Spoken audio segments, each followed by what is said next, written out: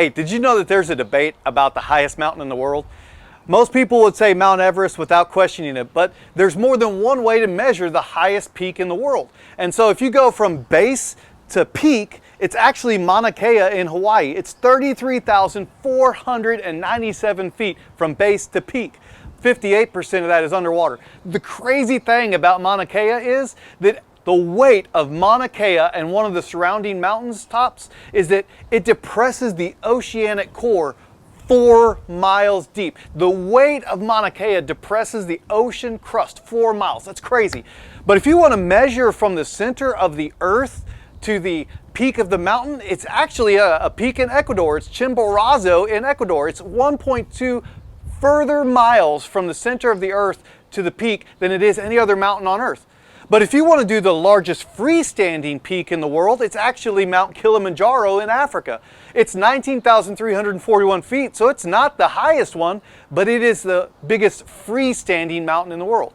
But if you want to go from sea level to mountaintop peak, it's actually Mount Everest at 29,029 feet. More than 5,000 people have summited Mount Everest. And in 2019, 11 people died. It's a 5% death rate of people that go up there.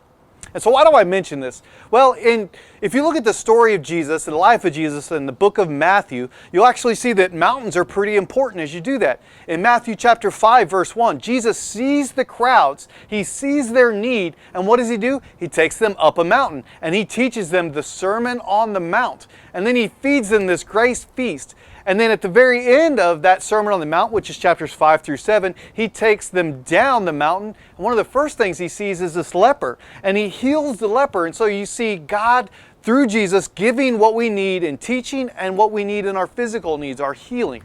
And in Matthew chapter 14, 23, after John the Baptist is beheaded and after feeding the 5,000, which is a messianic feast, Jesus revealing himself as God's Son, he goes up a mountain to be quiet with God.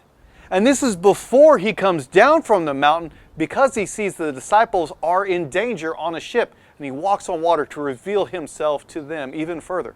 And in Matthew chapter 15, verse 23, Jesus takes the crowds up a mountain to heal, to teach, to feed the 4,000 people. It's the second messianic feast in there. The first one was about revealing himself to the Gentiles. The second is about revealing himself to Israel. And in Matthew chapter 17, verse 1, he takes the disciples up a mountain so he could be transfigured before them and further reveal the fact that he is God's Son to them.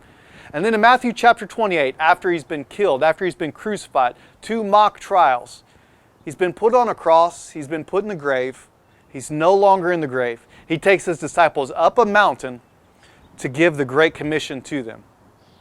And then, why do I mention this? Well, because the song that you're about to hear has a story in it. It talks about the king of my heart, be the mountain that I run to, the fire inside my veins. And I want to focus on those two phrases, the mountain I run to and the fire in my veins. In Jeremiah chapter 20, verse 9, Jeremiah talks about who God is, and he has to speak about who God is because it's a fire in his veins when he tries to keep quiet. So why do I mention this? Why do I bring out those two things? Because there's no debate about Jesus. Running to him is safe, whereas going up Mount Everest is dangerous. Jesus is a safe place to run to. Running to him is accessible, whereas you have to have hundreds, thousands of dollars to be able to take off the time it takes to summit Mount Everest. Running to Jesus is accessible to anybody that there is. And whereas, when you look at Mauna Kea, the weight of that depresses the oceanic crust 4 miles, there's an even greater weight to the glory of God in Jesus Christ. And being with him will become a fire in your veins like it was for Jeremiah. And so I want to challenge you as you listen to this song, let this become a fire in your veins. Let the glory of God just bear down on you. Let it be accessible to you. And share Jesus. And if you feel comfortable, we're about to play the song, King of My Heart. Sing along in whatever it is, and let this be something that changes who you are at your very core.